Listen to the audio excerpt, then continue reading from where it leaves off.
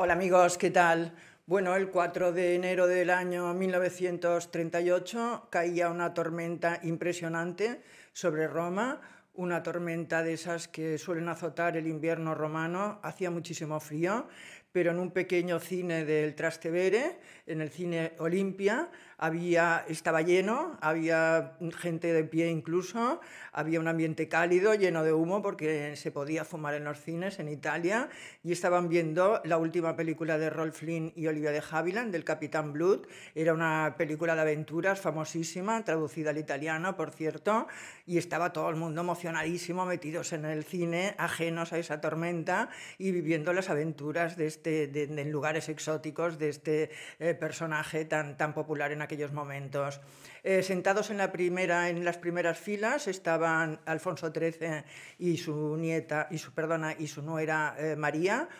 Alfonso XIII hacía 7 años que estaba exiliado en Roma, estaba en las primeras filas sentado porque estaba bastante duro de oído, fumaba incesantemente, ¿no? Trestele y Laureus, los cigarrillos que fumaba en esa época, y a su lado estaba María, su nuera era su inseparable, su pareja inseparable, estaban juntos en todas partes. El rey en esa época ya estaba muy solo, bueno, tenía esperanzas de que Franco, si ganaba la guerra, lo llamara a España, pero tampoco tenía ninguna seguridad de que así fuera.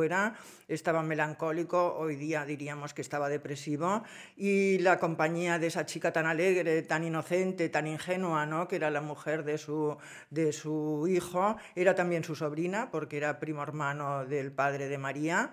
De hecho, María le llamaba a él, le llamaba al tío rey, y él a María le llamaba María la Brava, porque decía que era muy valiente y que se atrevía con todo. Y realmente sí que era valiente María, porque estaba a punto de dar a luz, estaba embarazadísima. Ya había tenido una niña, la infanta Pilar, pero ahora esperaban que fuera un hijo para dar continuidad a la dinastía. Bueno, ella es una persona alta y gruesa ya normalmente, pero estaba gordísima, no podía, estaba muy incómoda en el asiento, se estaba moviendo todo el rato. El rey la reñía: coño María, estate quieta, hombre, ¿qué haces? Mira, estaba tan inmerso él en esas aventuras del Capitán Blood que no quería que nada lo distrajera, y María ya no sabía cómo sentarse, tenía ganas de ir al lavabo, el niño ya no se movía porque era tan grande que ya no tenía espacio para moverse, pero estaba dando a un lado y a otro, no podía respirar. El rey al final le tendió un cigarrillo: toma, fuma, que te irá bien y te tranquilizará. Y estaba ella fumando, ahí fumando, y el rey le dijo: bueno, ¿sabes lo que te pasa, María? Que hoy no te has tomado la media botella de champán Veuve Clicquot que te tomas todos los días y que también te va para tus síntomas, para lo tuyo, ¿no? Porque en aquella época la palabra embarazo, parto o este tipo de cuestiones, en fin, no se trataban nunca en público ni se decían en voz alta. Pero bueno, María la verdad es que estaba muy cómoda, pero aún así aguantó hasta el final de la película. Cuando acabó la película se puso su abrigo de visón largo hasta los pies, se fueron caminando hasta la casa de donde vivía ella. El rey estaba en el Gran Hotel, en la suite 302, y María y Juan vivían en un piso bastante modesto en la Villa Parioli, encima de una droguería. Y entonces se fueron caminando, pero claro, la tormenta era una tormenta tan espantosa, las calles bajaban llenas de agua, el abrigo de visón al momento se mojó absolutamente y empezó a pesarle como 40 kilos, los zapatos se convirtieron en babuchas, no podía casi ni avanzar, era una cosa tremenda, se encontraba cada vez peor, y don Alfonso en un momento dado le dijo: ay, me he dejado el sombrero en el cine, ¿qué hago? Entro. Y al final ella pudo decir, bueno, ya que nunca jamás protestaba por nada, decir: ya enviaremos mañana a la chica mañana para que vaya a buscarlo, para que vaya a recogerlo. Y entonces, bueno, cruzaron esos escasos metros que los separaban de su casa, caminando no sé cómo, y de repente María se le ocurre mirar a su suegro, al tío rey, y ve con horror que, como no llevaba sombrero, el agua le caía por encima y se le había desteñido, se le iban destiñendo el tinte que llevaba en la cara, en el pelo, y que llevaba en el bigote, y tenía toda la cara llena de churretones negros. Bueno, como era una persona muy sensible y para ella don Alfonso, el tío rey, era Dios, estaba por encima de todo, pues se horrorizó, no sabía qué hacer, pensaba en la humillación que tendría él cuando llegara a su casa y se viera así. Entonces, bueno, fue mirando al suelo todo el rato, no sabía qué hacer. Bueno, cuando llegaron a la casa estaba la chica Petra, su niñera, que la había cuidado desde que era niña, asomada a la ventana, y cuando vio en qué estado llegaba el rey, le gritó, oye, llama a mi hija, llama a Beatriz, llámala, que se ocupe de ella, que se ocupe de ella, y se fue al hotel, a su solitaria habitación de hotel. Era algo un poco inexplicable, ¿no?, que no fuera él el que intentara acompañarla a la clínica, pero la verdad es que era cosa de mujeres eso, no era de él, y él se fue tranquilamente con sus churretones y con eso al hotel, y María entró a duras penas en la casa, y cuando Petra vio el estado en el que estaba, llamó a Beatriz, que también estaba embarazada, por cierto, la hermana de Juan, que estaba casada con el príncipe de Torlonia,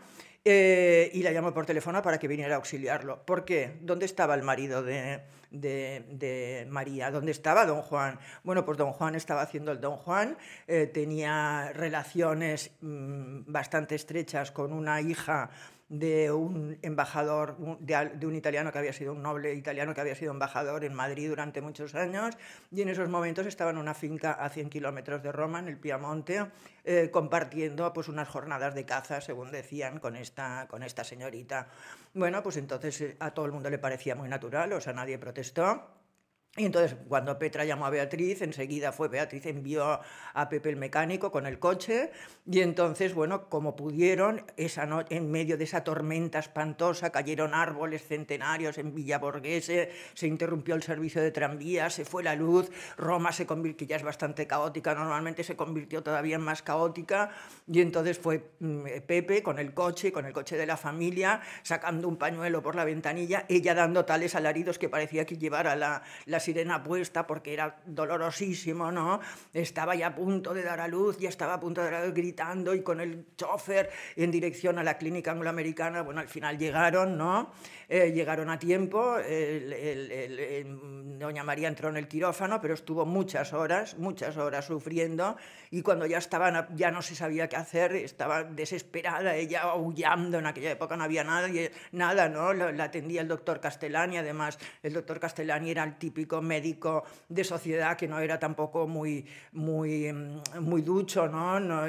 Tenía unas maneras principescas, era el más atractivo, las señoras estaban encantadas con él, además daba veronal a todo pasto, que era aquella especie de droga que había en aquella época, entonces era muy popular, pero tampoco era un médico muy ducho, y entonces, bueno, el parto se alargaba, y cuando ya estaban a punto de utilizar los fórceps, que ya sabéis que ese aparato que antes se utilizaba mucho, había un tipo de cabeza, yo me acuerdo cuando era pequeña que decíamos, mira, este chico seguro que ha nacido con fórceps, que coge la cabeza y los traen, ¿no? Cuando estaban ya a punto de decir, pásame los fórceps, a la 1:30 del mediodía del día 5 de enero, miércoles, empezó a asomar la cabecita, ¿no? La cabecita de don Juan Carlos.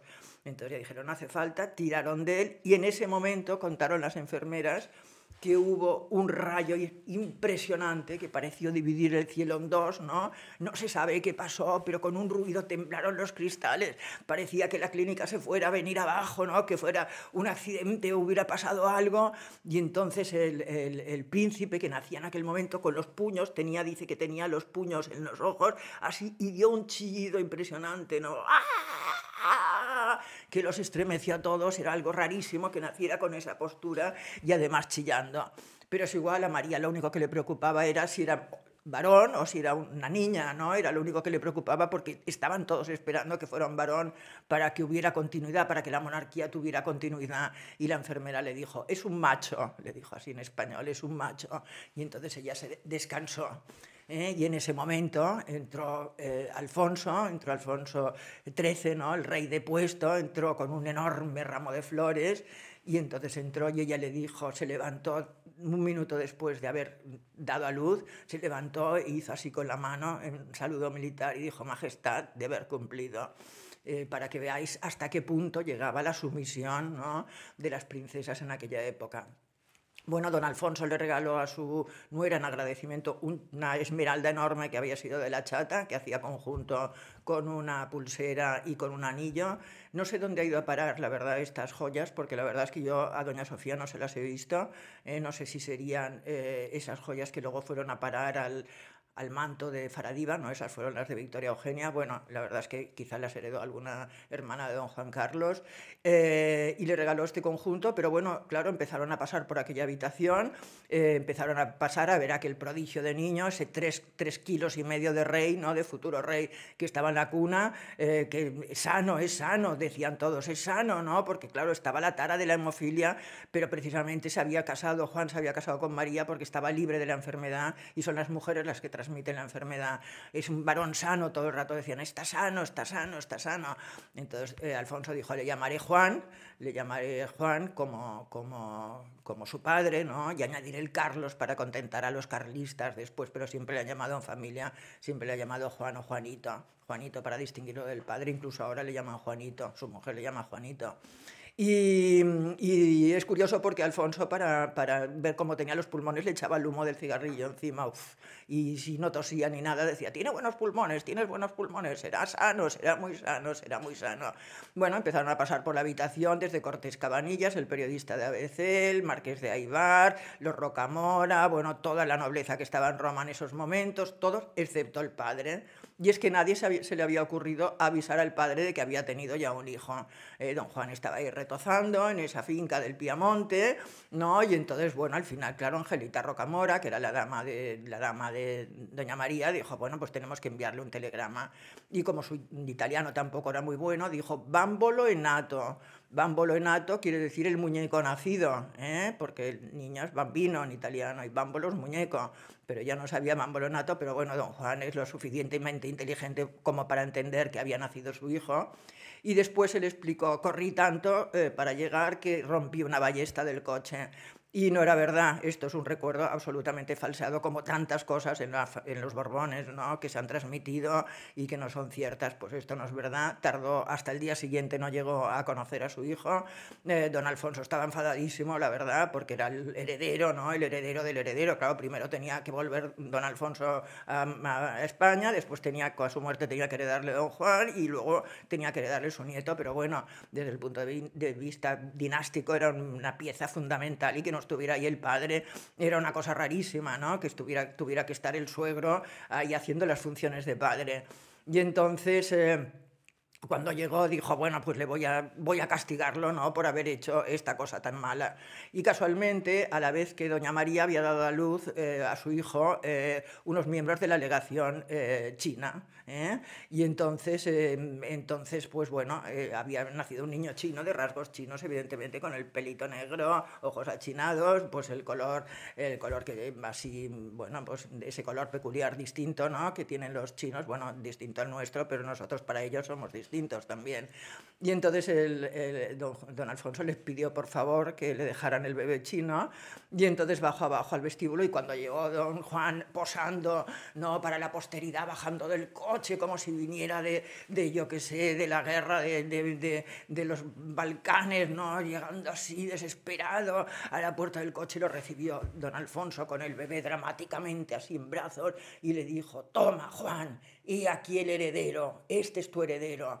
Y Juan, gracias papá por habérmelo traído, gracias, y lo cogió en brazos casi temblando, le sacó, tenía la cabecita así oculta, la cara oculta, le quitó el embozo, ¿no?, la sabanita de encima del rostro, y dijo, cuando vio que era chino, iba a decir una barbaridad de esas que no se borran, ¿no?, que no se borran, y entonces don Alfonso, antes que dijera esa barbaridad que hubiera pasado a los libros de historia, dijo, no, es que no es este, es una broma, es hijo de los diplomáticos chinos, tu hijo está arriba en la habitación.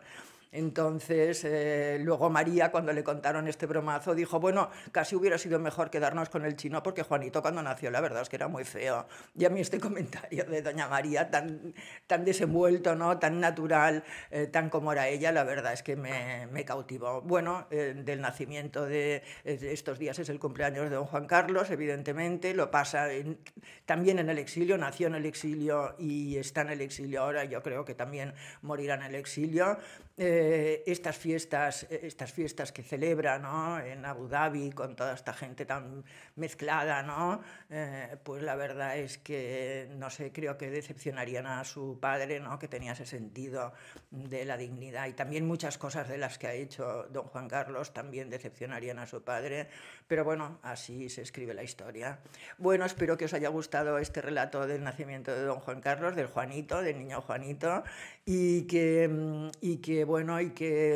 os quiero también agradecer todos los comentarios del otro día al brindis de las uvas, ¿no?, del día de fin de año, todos los que me habéis felicitado. Mi manera de felicitaros también fue esa. Os agradezco muchísimo vuestros buenos deseos.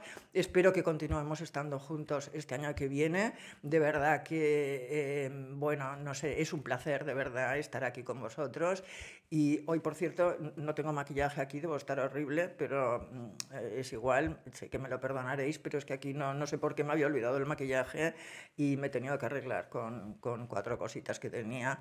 Y bueno, yo os lo agradezco mucho que estéis aquí como siempre y os envío un beso enorme, enorme, enorme.